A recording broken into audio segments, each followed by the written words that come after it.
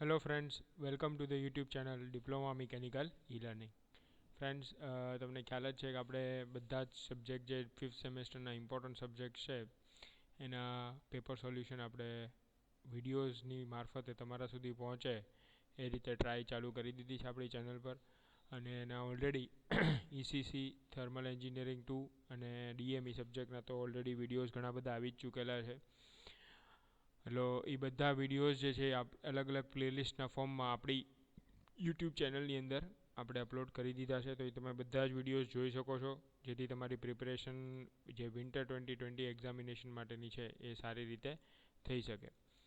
તો DME સબ્જેક્ટની વાત કરીએ ફ્રેન્ડ્સ, તો આપણે ઓલરેડી સમર 2019નો ક્વેશ્ચન 1 અને ક્વેશ્ચન 2 આપણે ઓલરેડી સોલ્વ કરી દીધા છે. આ વિડીયોની ડિસ્ક્રિપ્શનની અંદર મેં બધા જ વિડીયોઝ જે DME મને રિલેટેડ છે એ બધા જ વિડીયોઝની લિંક નીચે ડિસ્ક્રિપ્શનમાં પ્રોવાઈડ કરી દીધી છે. તો ત્યાં આગળ જઈને તમે બધા જ વિડીયોઝ જોઈ શકો છો. જેમણે ક્વેશ્ચન 1 અને ક્વેશ્ચન 2 સમર 2019ના પેપરનો નથી જોયો તો ત્યાં આગળ જોઈને જોઈ શકો છો, અથવા તમારા રાઇટ હેન્ડ કોર્નર પર, સ્ક્રીનના રાઇટ હેન્ડ કોર્નર પર આઈ બટન ઉપર ક્લિક કરવાથી ત્યાં આગળ પણ તમને એ વિડીયોઝ જોવા મળી જશે. તો આજનો જે આ વિડીયો છે ફ્રેન્ડ્સ, એ વિડીયો છે સમર 2019નું પેપર અગેન, પણ એમાં છે ક્વેશ્ચન નંબર 3. તો ક્વેશ્ચન નંબર 3ની અંદર જે કાંઈ પણ આપણે ન્યુમેરિકલ્સ છે કે થિયરી છે એને અહીંયા આગળ હું તમારી સમક્ષ સમજાવીશ આ વિડીયોની મારફતે, જેથી તમને ક્લિયર થાય કે તમારે કઈ રીતે આન્સર લખવાના છે. આ પેપર સોલ્યુશન તમને આપવાનું ફ્રેન્ડ્સ રીઝન એ છે કે તમારી પાસે બુક તો છે જ બરાબર, એની અંદર બધી જ વસ્તુ અવેલેબલ છે, બટ આ વિડીયો, આ પેપર સોલ્યુશન બનાવીને અમે તમારા સુધી મેસેજ પહોંચાડવા માગીએ છીએ કે 3 માર્ક્સ, 4 માર્ક્સ ને 7 માર્ક્સમાં તમારે કેટલું લખવાનું હોય છે, કેટલું એટેમ્પ્ટ કરવાનું હોય છે, કઈ રીતે તમારે આન્સર લખવાનો હોય છે. તો આ પેપર સોલ્યુશનને જોઈને તમને એ આઈડિયા આવી જશે કે 3 માર્ક્સનો કોઈ થિયરી પોર્શન હોય કે કોઈ ન્યુમેરિકલ હોય 7 માર્ક્સ, 4 માર્ક્સ, કોઈ પણ માર્ક્સનો હોય તો કેટલું તમારે એની અંદર આન્સર લખવાનો હોય છે, કેટલું કન્ટેન્ટ લખવાનું હોય છે. બિકોઝ ઘણા બધા સ્ટુડન્ટ્સની એવી પણ ક્વેરી આવેલી કે સર 3 માર્ક્સ, 4 માર્ક્સ, 7 માર્ક્સમાં કેટલું લખવાનું છે. તો તમારે કોઈ બીજી વસ્તુ કે કોઈ બીજા ઓલા ઉપર ધ્યાન આપવાની જરૂર નથી. તમે આ પેપર સોલ્યુશન જોઈ લેશો, તેમાં જેટલો દરેક ક્વેશ્ચન માટે જે આન્સર લખેલો છે એ ઇનફ છે તમારા એ આન્સર્સ માર્ક્સની વેલ્યુ માટે. ઓકે, તો ધ્યાનથી આખો વિડીયો જોઈ લેજો ફ્રેન્ડ્સ. લાસ્ટ સુધી મારી સાથે આ વિડીયોમાં મેન્ટેન રહેજો, જેથી આખો ક્વેશ્ચન નંબર 3 જે છે એ તમને સારી રીતે સમજાઈ જાય અને જે કંઈ પણ ન્યુમેરિકલ્સ છે કે થિયરી છે એ તમને આઈડિયા આવી જાય કે તમારે કેટલો આન્સર એટેમ્પ્ટ કરવાનો છે. તો ક્વેશ્ચન નંબર 3A થી સ્ટાર્ટ કરીએ ફ્રેન્ડ્સ. તો અહીંયા આગળ તમારી સ્ક્રીન ઉપર તમે જોઈ શકો છો, calculate the thickness of cylinder from following data using Lame's theory. Hoop stress 80 newton per mm², internal diameter of the cylinder 250 mm અને maximum pressure of the fluid inside the cylinder is 40 newton per mm². એટલે આ friends છે એ pressure વેસલનો numerical છે, જેમાં તમારે સિલિન્ડરની thickness calculate કરવાની છે લામીઝ થિયરમથી. ઓકે, તો લામીઝ થિયરી જે છે ફ્રેન્ડ્સ એ થિક સિલિન્ડર માટે યુઝ થતી હોય છે. તો આ થિક સિલિન્ડર માટેનો ન્યુમેરિકલ છે. એમાં હૂપ સ્ટ્રેસ તમને આપી દીધો છે, ઇન્ટરનલ ડાયામીટર આપી દીધો છે અને મેક્સિમમ પ્રેશર આપી દીધું છે, અને તમારે thickness of the cylinder calculate કરવાની છે. તો આપણે જે રીતે ન્યુમેરિકલ સોલ્વ કરીએ છીએ એ રીતે સૌથી પહેલાં આપણે ગિવન ડેટા કરશું. તો ગિવન ડેટા તમને જે આપેલો છે sigma T max 80 newton per mm², જે તમારો હૂપ સ્ટ્રેસ છે. ડાયામીટર આપેલો છે 250 mm ઇન્ટરનલ ડાયામીટર, એટલે રેડિયસ તમારો 125 mm થશે, અને મેક્સિમમ પ્રેશર આપેલો છે P1 40 ન્યૂટન પર mm². તો બેઝડ ઓન લામીઝ ઇક્વેશન, લામીઝ ઇક્વેશન શું છે ફ્રેન્ડ્સ, તો આ ઇક્વેશન તમારે યાદ રાખવાનું છે. આવો ન્યુમેરિકલ પૂછાય તો લામીઝ થિયરમનો આ એક જ ઇક્વેશન છે. તો આ લામીઝ ઇક્વેશન તમારે યાદ રાખવાનું, T is equal to R1 under બ્રેકેટમાં under root sigma T max plus P1 upon sigma T max minus P1 -1. હવે આ જે અંડર રૂટ છે ફ્રેન્ડ્સ એ ખાસ ધ્યાન રાખજો, એ જસ્ટ આટલા પોર્શન પૂરતો જ છે. Okay, only this portion sigma T max plus P1 માટે જ છે અંડર રૂટ, આખામાં અંડર રૂટ નથી. એટલે અંડર રૂટ જે છે એની અંદર sigma T max plus P1 upon sigma T max minus P1, પછી અંડર રૂટની બહાર છે -1. ઓકે, અને આખા બ્રેકેટની બહાર છે R1. તો આ બધી જ વેલ્યુઝ જે છે આ ઇક્વેશનની જે છે એ આ તમને ન્યુમેરિકલમાં પ્રોવાઈડ કરી દીધી છે. તો એમાં R જે છે એ આપણો 125 mm, અહીંયા 100 લખાઈ ગયો છે પણ એ ભૂલ છે, 125 mm આવશે બરાબર. સિગ્મા ટી મેક્સ આપેલો છે 80 પ્લસ 40 ડિવાઇડેડ બાય 80 માઇનસ 40, અને આખાની -1. ઓકે, આ ફ્રેન્ડ્સ ધ્યાન રાખજો, અહીંયા 125 આવશે, 100 નહીં આવે, અમારી રાઇટિંગ મિસ્ટેક છે. તો 100ની જગ્યાએ શું આવશે? 125. ઓકે, તો એને તમે સોલ્વ કરશો. ઓકે, તો આન્સર અહીંયા થોડો 125 ને 100ને લીધે થોડો આન્સર ગલત આવી શકે છે, અહીંયા આગળ રોંગ છે. બરાબર, તો તમે તમારી રીતે આને સોલ્વ કરશો ને તમારા આન્સર આવી જશે. જસ્ટ આ ઇક્વેશનમાં તમારે જસ્ટ યાદ રાખવાનું છે એક જ લામ ઇઝ ઇક્વેશન, કે જે એકદમ સિમ્પલ છે અને 3 માર્ક્સની અંદર આ ન્યુમેરિકલ ઘણી બધી વાર રિપીટ થતો હોય છે. આના ઓપ્શનમાં જઈએ ફ્રેન્ડ્સ, તો ક્વેશ્ચન 3A ના ઓપ્શનમાં જે બીજો છે that is your theory. Classify levers based on the fulcrum position and explain in brief. લીવર્સનું ક્લાસિફિકેશન કરવાનું છે બેઝડ ઓન ફલ્ક્રમ પોઝિશનના આધારે એને એક્સપ્લેન કરવાનું છે બ્રીફમાં. તેમાં તમારું જે બુકની જે આન્સર આપેલો છે એ જ છે અહીંયા આગળ તમારી સ્ક્રીનમાં જે તમે જુઓ છો. તો types of levers based on the position of the ફલ્ક્રમની પોઝિશનના આધારે 3 ટાઈપ્સના લીવર હોય છે. Lever of first type, lever of second type ને lever of third type. Okay, તો આ આપણે ઓલરેડી તમે લોકો સાયન્સની અંદર પણ ભણેલા છો આ વસ્તુ. ઓકે, 8th 9th સ્ટાન્ડર્ડની અંદર પણ આ વસ્તુ ભણેલા છો, lever of first type, second type ને થર્ડ ટાઈપ. તો એ જ છે આની અંદર, કંઈ નવું નથી. ઓકે, એ જ ટાઈપના આ ક્લાસિફિકેશન છે કે લીવર ઓફ ફર્સ્ટ ટાઈપમાં ફલ્ક્રમ જે છે એ એફર્ટ અને લોડની વચ્ચે આવે. ઓકે, સેકન્ડ ટાઈપનું જે લીવર છે એમાં ફલ્ક્રમ જે છે એ એક સાઈડ ઉપર આવે છે, તમારો જે લોડ છે એ વચ્ચે આવે છે અને એફર્ટ બીજી સાઈડ ઉપર આવે છે. ઓકે, અને થર્ડ ટાઈપ જે છે એમાં ફલ્ક્રમ જે છે એ તમારો એક એન્ડ ઉપર આવે છે અને વચ્ચે એફર્ટ આવે છે અને એક એન્ડ બીજા એન્ડ ઉપર તમારે લોડ આવે છે.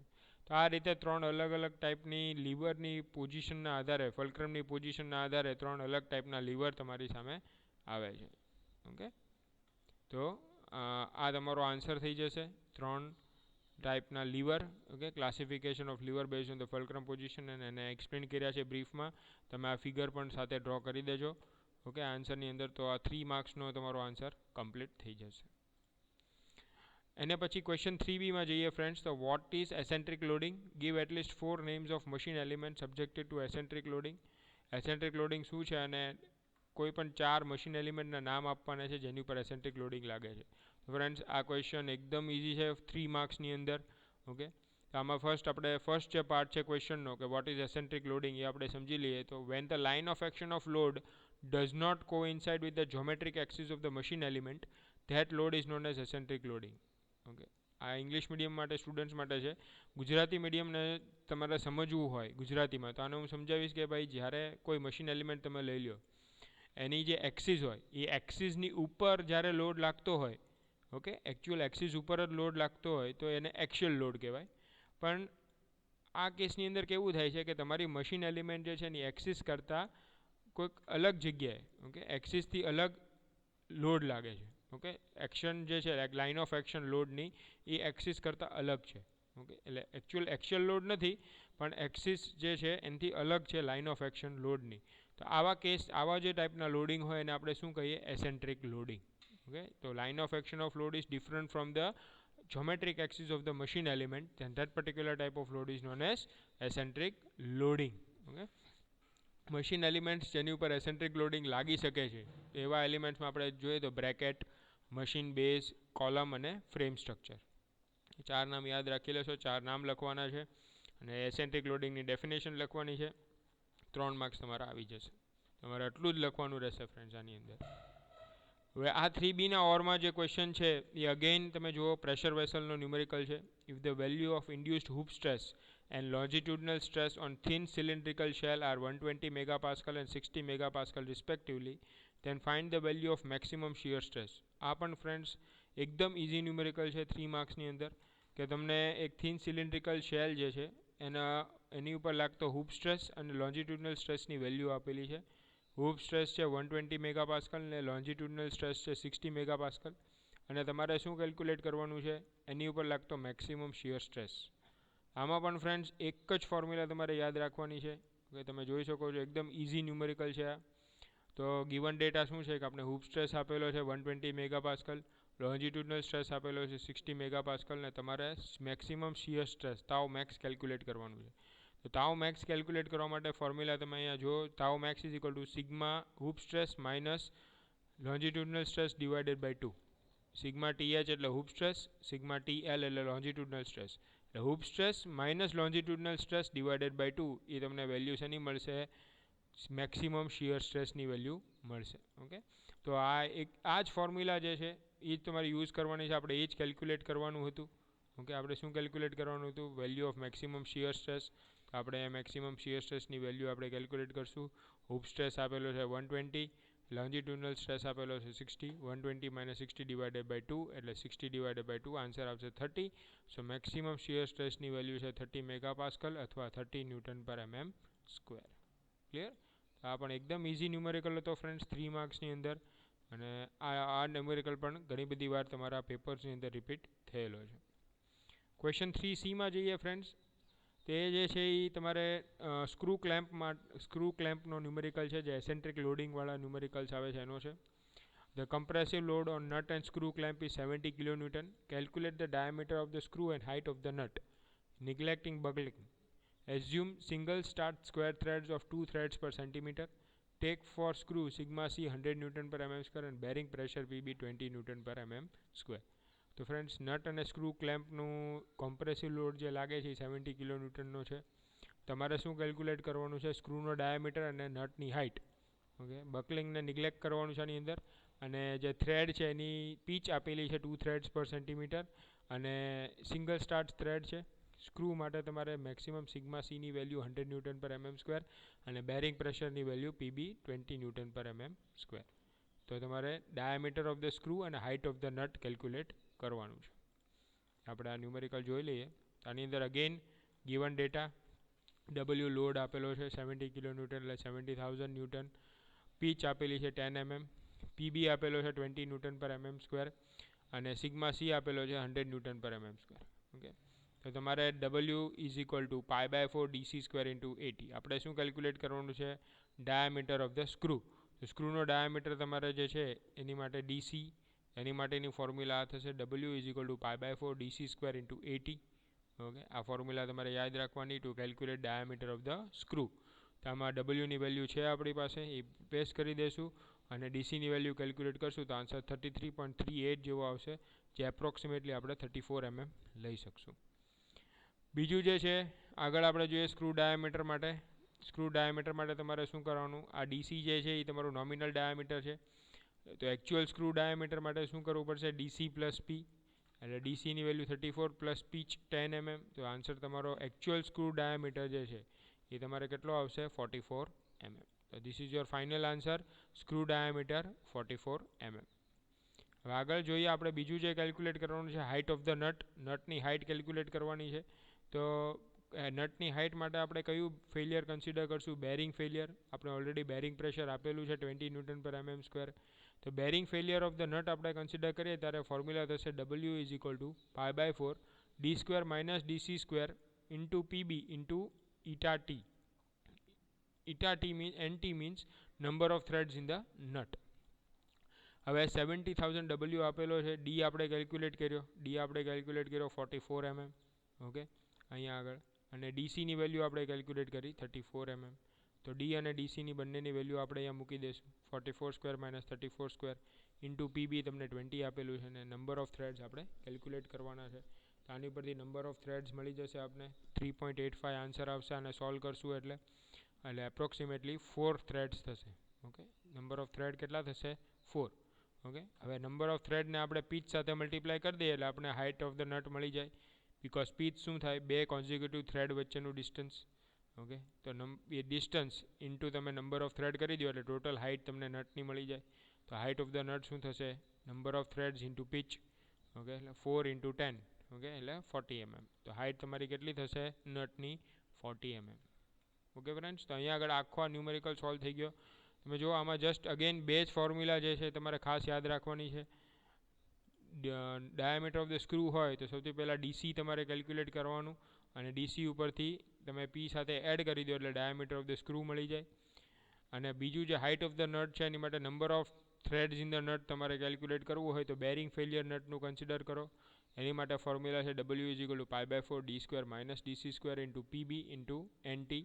NT means number of threads in the nut. NT calculate કરો, એને પીચ સાથે મલ્ટીપ્લાય કરો એટલે તમને હાઇટ મળી જશે. અહીં આગળ આ ન્યુમેરિકલ જે છે એ તમારો કમ્પ્લીટ થાય છે. 4 માર્ક્સની અંદર આ ન્યુમેરિકલ પૂછાતો હોય છે.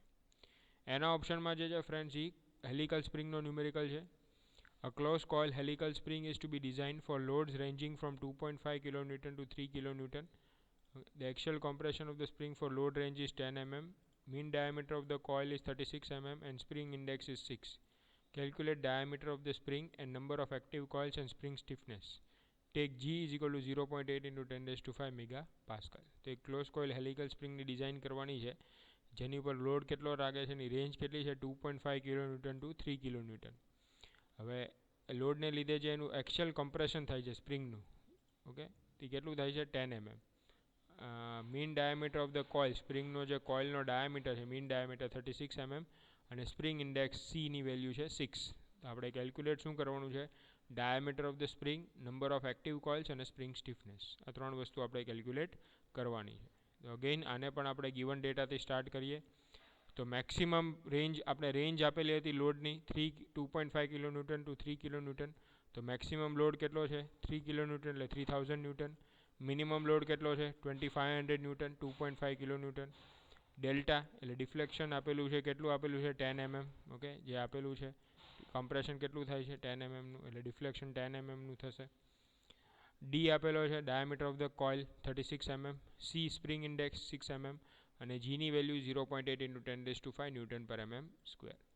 આપણે શું કેલ્ક્યુલેટ કરવાનું છે સૌથી પહેલાં, સ્પ્રિંગનો ડાયામીટર, ઓકે. તો સ્પ્રિંગનો ડાયામીટર વાયા ડાયામીટર, એની માટેની ફોર્મ્યુલા છે D/D is equal to 6, okay.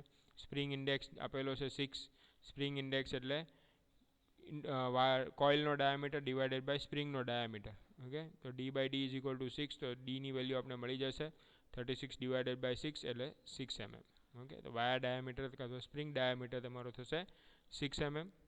Number of active coils, number of active coils માટે ફ્રેન્ડ્સ તમારે શું કરવાનું, ડેલ્ટા પી કેલ્ક્યુલેટ કરવાનો. તો એ તમને 500 ન્યૂટન આપશે, P max minus P mean, okay. Delta is equal to 8n delta P into D cube upon GD raise to 4, okay.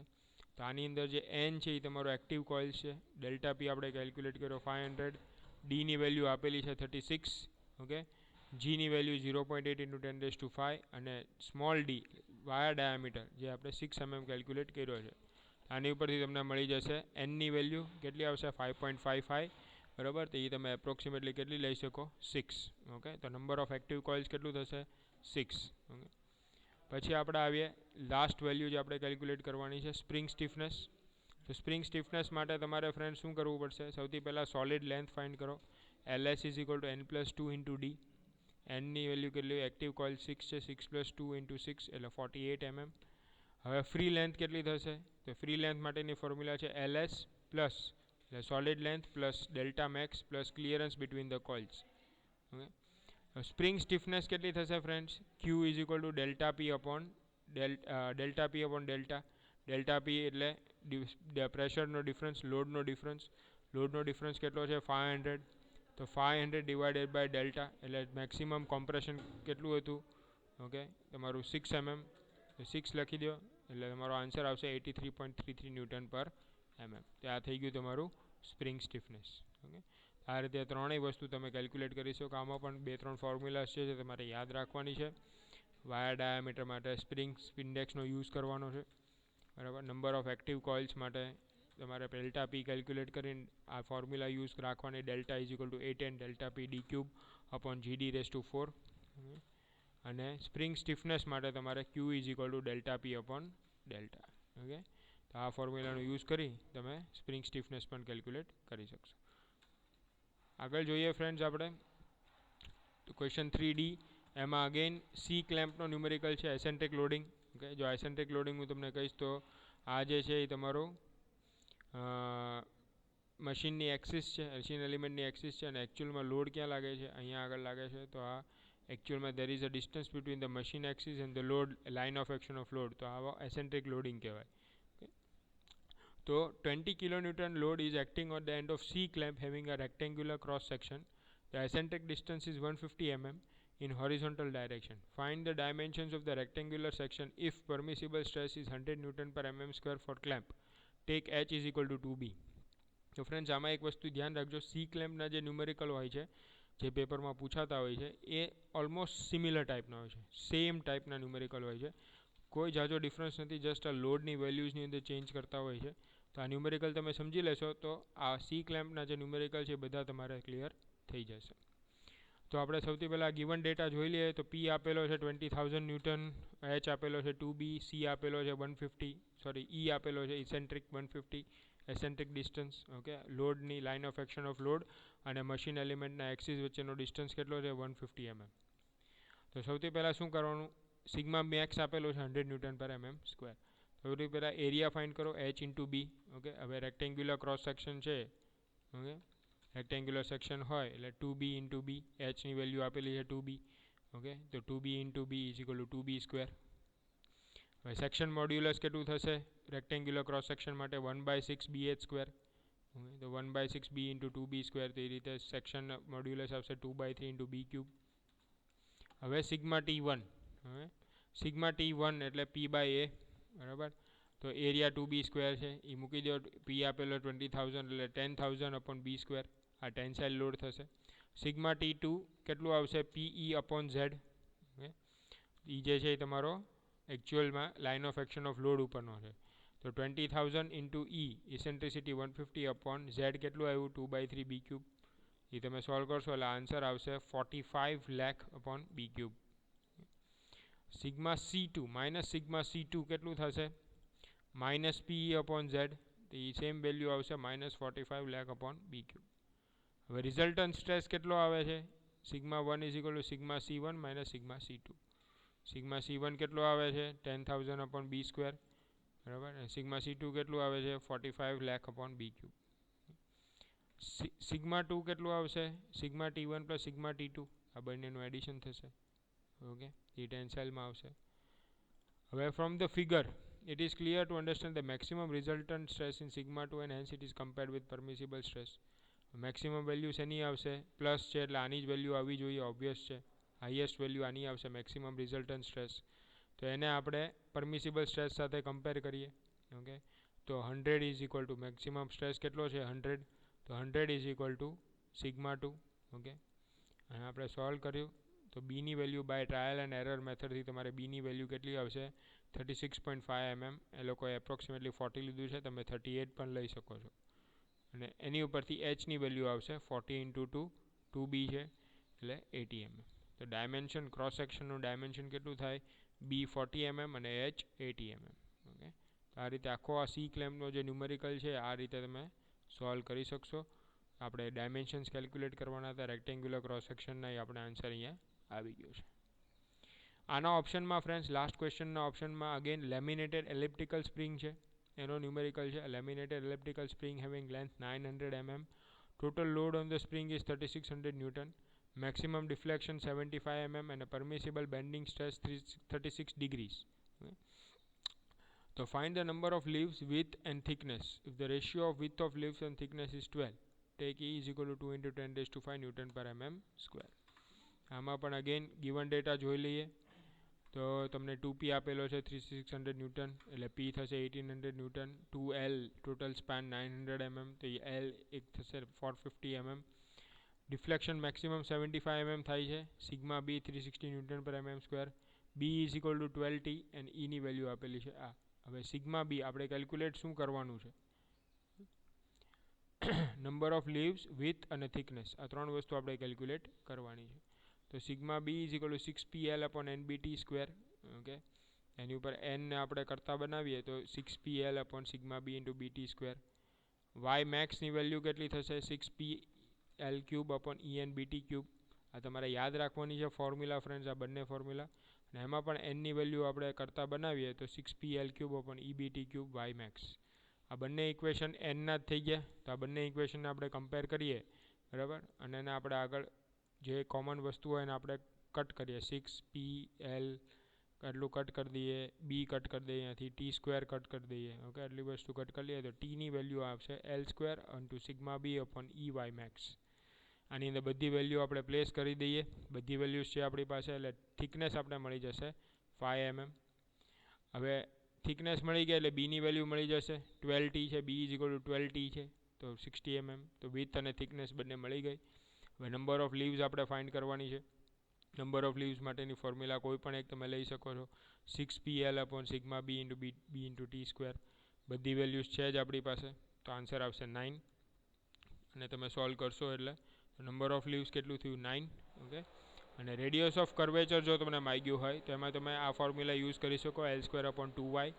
તો 450 square upon 2 into 75 એટલે 1350 mm. ઓકે. તો રેડિયસ ઓફ કર્વેચર આવશે 1350 mm.